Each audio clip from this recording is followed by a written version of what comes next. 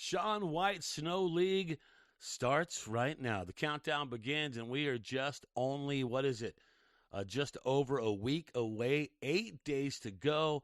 And Shaun White will continue on with his Snow League. And a lot of big things have been happening in a good way for the Snow League. Yuding Snow Park in China, that is the location for stop number 2 of this tour. And I'll tell you what, you start looking at what this is all about, and it's easy to pass judgment and say, oh, this is just Shaun, being Shaun, doing something. But Shaun's doing something for snowboarding in such a massive way right now that this is big. Because let me just break this down for you. As a professional snowboarder, they don't make a lot of money. It is a sport that is very, very expensive. It's expensive to travel. It's expensive to go anywhere. It's expensive to be at these resorts, to travel worldwide to compete. You need sponsorship. It's not easy to get. And usually mom and dad are the ones footing the bills when the kids are young. And then when they get older, there's usually the top echelons of the snowboarders, like in Shaun White's day, are making the money. Then you look at the lower 10, they're not making the money. So by Shaun White having something like this going on, the Snow League, this gives opportunities, major opportunities to all the snowboarders trying to make a living at it, right? And let's go into the letter from Shaun, what Shaun says. Here's what Shaun says. Let's hear it from the dude formerly known as the Flying Tomato. He's been called Animal. He doesn't like Flying Tomato, by the way. He's never liked that. Some press dude brought that up. He likes Animal like the dude from the Muppets, I think is what it is. All right, here it is. You can't make it up. The Snow League is the future of winter sports competition. Explosive moments, high-stake risk, human drama of snowboarding and free skiing are just getting started because they have added free skiing to it. We'll see that coming up. Around the world, new superstar athletes are ready to rise. The ultimate goal, global league. We're inspired visionaries who help shape our sport. Now is the moment to elevate the next generation of winter athletes who are pushing the limits of competition and human potential.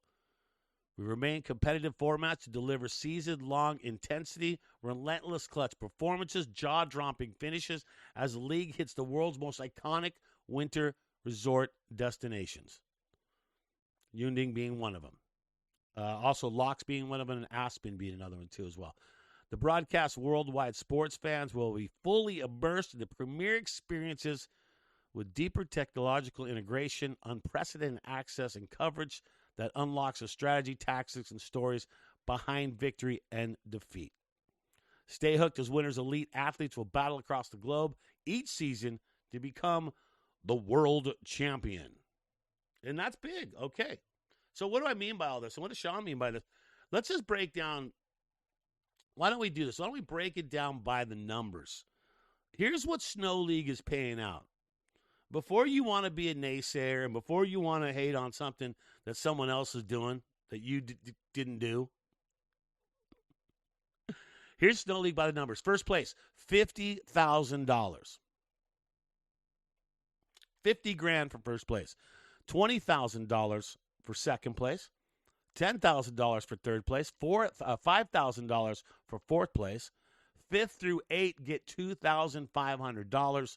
And every competitor that competes gets $5,000 participation money. So just to get in there. Now, if you think you could win the Holy Grail and the whole thing, after all the spots, China's the first one. Well, China's actually the second one. Aspen's the third one. And then Locks in March is the last one. You could win $160,000 for winning the league. Not to mention, you probably won a couple of stops or at least one, so that's 50 G's in your pocket right there. Who are the ones doing the best right now? Well, you got to give it up for Yuto Totsuka. Number 1 spot right now. We'll go through the rankings as they're looking, but Yuto is in the number 1 slot. So he's already won one, so he's already won about $50,000. He's looking to try and win the season and make 160. That's not chump change, man. On the women's side, that would be Sina Tomita. She has got the lead on the women's side. She took the win in the first one, so she's looking the same. And also, look, equal prize money across the board. So the women, they make what the dudes make. The dudes make what the women's make. That's how it works. That is exactly how it's looking. Let's take a look at the leaderboards.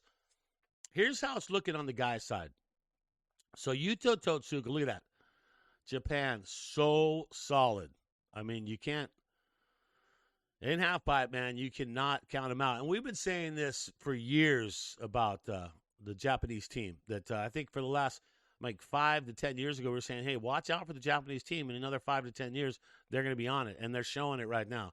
You got a three-way sweep right now on the top three. So Yuto, number 1 spot. Ruka, the number 2 spot. And Ayumu Hirano, the number 3 spot. Olympic gold medals from Beijing. And then you got Alessandro Barbieri in 4th for the U.S. So you got an American in there representing, and you also have another American in Lucas Foster, who's down in the 10th spot. But you know what? You can climb up pretty quick. This is only 1 spot. You get 100 points for the win. You get 85 for the second and 77 for the third. So you come out and rightfully take a win on this thing, and you're looking pretty good. You're looking pretty darn good. So got a couple of, you got 3 Americans, Chase Blackwell in that 6th spot. So 3 Americans in the top 10 for a chance to get up there. But right now, it's a 1-2-3 sweep with Japan from the last event.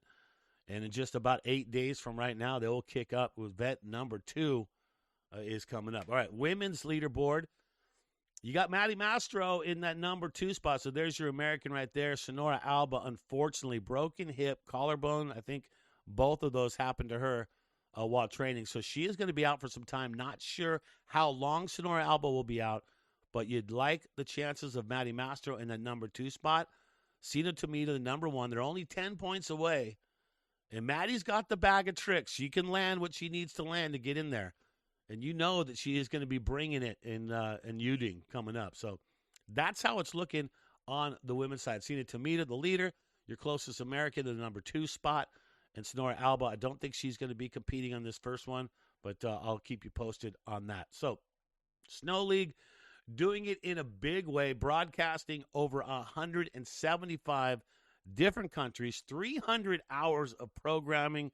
It's on multiple different television stations, and it's also going to be in multiple languages. So there's going to be no excuse. You're going to be able to catch all the action. It starts China, 4 to 6. Yunding Snow Park is the beginning of it, or that would be stop number 2. It's all about Shaun White Snow League, and the countdown starts right now. Brad J., hey, thanks for tuning in. Always a pleasure to have you along. Access Media TV, pleasure to have you back with us again. All right, subscribe, like, turn on notifications, and share. This is going to do it. This has been Brad J., and I'll see you on the hill.